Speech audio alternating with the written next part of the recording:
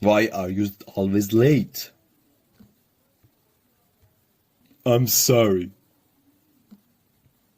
You are always sorry. What can I say? What is your excuse this time? I didn't hear my alarm clock. We are meeting for lunch, not breakfast. I went to sleep very late. Were you studying for a test? No, I was at a party last night. You have terrible excuse for being late.